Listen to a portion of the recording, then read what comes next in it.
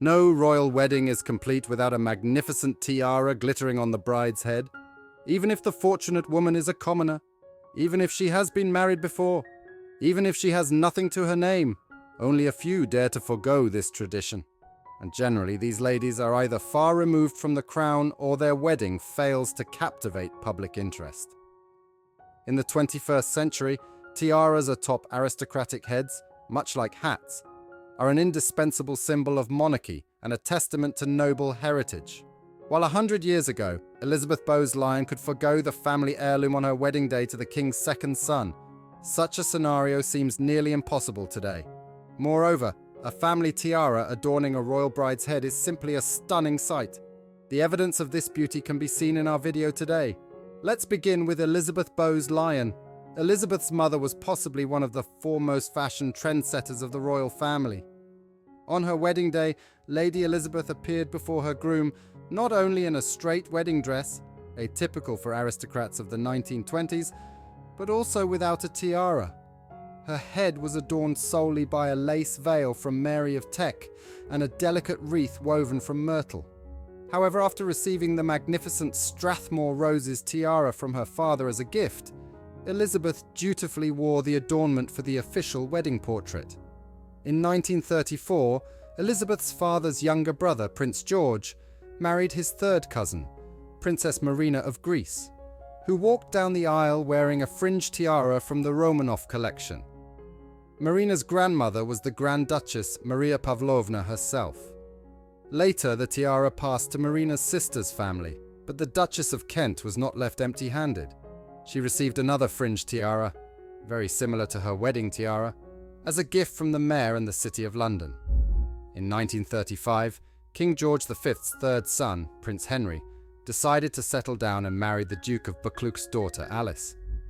Though an aristocrat, Henry's bride always held progressive views, even marrying at 34, which was quite unconventional for that time. On her wedding day, she did not wear a traditional white dress, but opted for a pink gown, and her head was crowned not with a classic tiara, but with a headpiece made of crystal. The future Queen's wedding was a grand affair, as the public, after the end of World War II, eagerly sought a celebration. The entire kingdom contributed to preparing the bride. Girls sent her their fabric coupons for her dress, and cake ingredients were gathered from all dominions. Fortunately, there was no need to ask for jewels for the bride. The royal treasury had plenty of splendid examples. From these, Elizabeth chose a dazzling fringed tiara that had once belonged to her grandmother, Mary of Teck. In 1960, Her Majesty's younger sister, Margaret, walked down the aisle, with the entire royal family pinning high hopes on her marriage, given her not-so-pliant nature. It was an elegantly refined wedding. The bride appeared before her groom in a relatively simple dress, placing the main emphasis on a massive Baltimore diamond tiara, which Margaret had bought herself at an auction the previous year. The tiara remained with the princess throughout her life, and in 2006, after her death, it left the royal family the same way it had come, through an auction.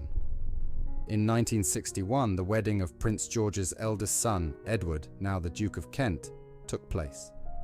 His bride was the daughter of Sir William Worsley, Catherine, who on the day of the ceremony appeared before the public in the Kent family tiara, encrusted with diamonds and pearls.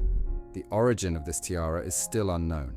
Some believe it belonged to Marina of Kent's parents, while others think it was owned by Mary of Teck. Regardless, from that day, the tiara permanently passed into Catherine's hands, to be eventually handed down to her children. 2 years later, the only daughter of George and Marina, Princess Alexandra of Kent, married the Honourable Angus Ogilvy, the second son of the Earl of Airlie. For her celebration, the princess borrowed her mother's fringed tiara, the very same one given by the Mayor and City of London on Marina's wedding day. It was a highly symbolic gesture. On July 8, 1972, another ambitious and progressive bride entered the Windsor dynasty, Birgitte vanEur, the simple daughter of a lawyer and a worker at the Danish embassy, married the youngest son of Prince Henry. Perhaps it was one of the most modest royal weddings. It took place not in a renowned cathedral, but in a small village in Northamptonshire. The bride had no pages or bridesmaids. Her dress was plain and completely unadorned, and instead of a tiara, a small wreath of flowers was woven into her hair. In 1973, the United Kingdom witnessed a full-fledged royal wedding. Princess Anne, the only daughter of Her Majesty, married Captain Mark Phillips at Westminster Abbey. Her Royal Highness's wedding was very elegant but not ostentatious. Yes, her dress was also demure, but it was not dull, thanks to the intricate design of the sleeves. There were pages and flower girls, and on the bride's head shone the famous fringed tiara of Mary of Teck, which Anne's mother, Queen Elizabeth II, had worn at her own wedding. Before joining the British royal family, Marie Christine, the daughter of Baron von Reibnitz, had already been married. From her family's aristocratic past, she was left only with ambitions. So when Prince Michael of Kent proposed to her, she had to choose a family tiara from the Windsor collection.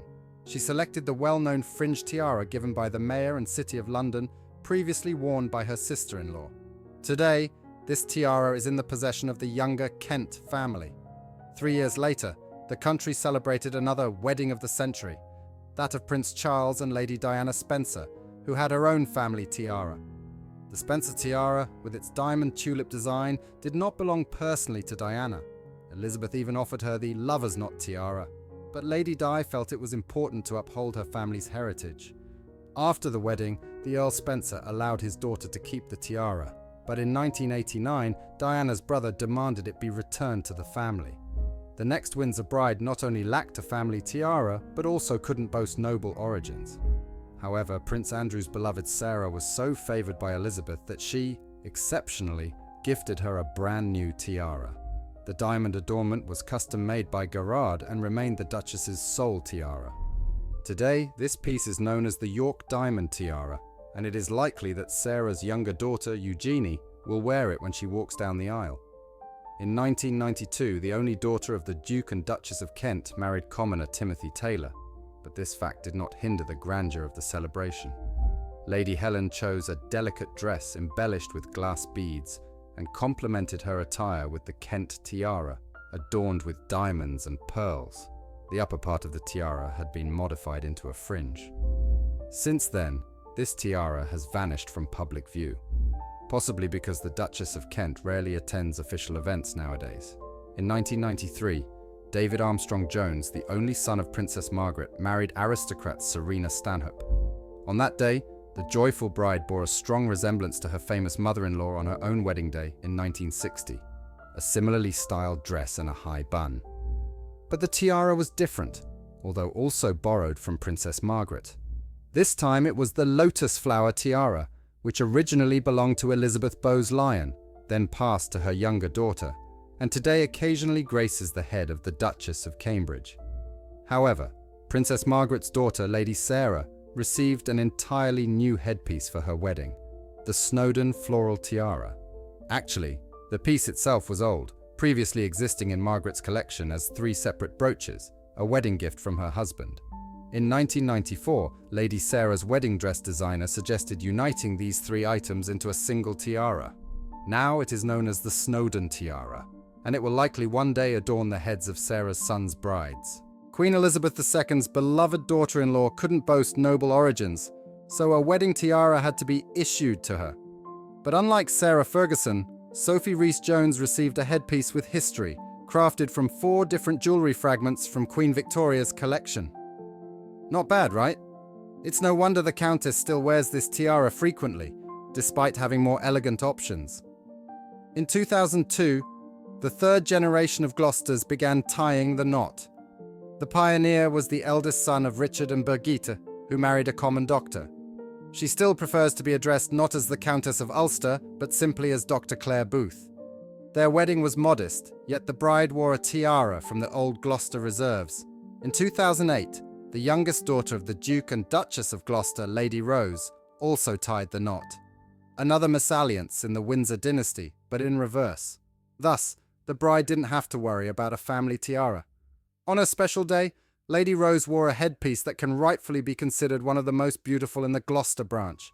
The massive Ivy diamond tiara was once a wedding gift to Mary of Teck, and has now been proudly passed into the treasury of the new generation of the royal family. In the same year, another royal family member, Peter Phillips, the son of Princess Anne, married the beautiful Autumn Kelly. Evidently, the daughter of Her Majesty was quite fond of her daughter-in-law. Otherwise, she probably wouldn't have lent her one of her favourite tiaras. The festoons tiara was a wedding gift to Anne in 1973 from the Worshipful Company of Shipwrights, and since then her Royal Highness has rarely parted with it, making an exception only once, for autumn. It seems that much has already been said about Kate Middleton's famous wedding tiara. The platinum halo tiara by Cartier, with its 888 diamonds creating a magical glow above the wearer's head, became famous during Princess Margaret's era, having been passed down to her from her mother. Princess Anne also contributed to its popularity, elegantly wearing it atop her high hairstyles. For Prince William's wife, it was perfect, exquisite and valuable without a hint of ostentation. Finally, 2 months after Kate Middleton, the only daughter of Princess Anne, Zara Phillips, got married. On July 30th, 2011, the athlete's head was adorned with the delicate meander tiara. This Grecian-style piece originally belonged to the Duke of Edinburgh's family and was given to Elizabeth as a wedding gift. However, the monarch never wore this tiara, quietly passing it on to her daughter a few years later. Notably, Anne has held onto it ever since, lending it to her daughter for the wedding as a rare exception. This royal bride surprised experts with her choice of wedding tiara. But then, Meghan Markle has always been full of surprises. On May 19, 2018, Prince Harry's bride appeared before the world wearing a piece that had not been seen for at least several decades.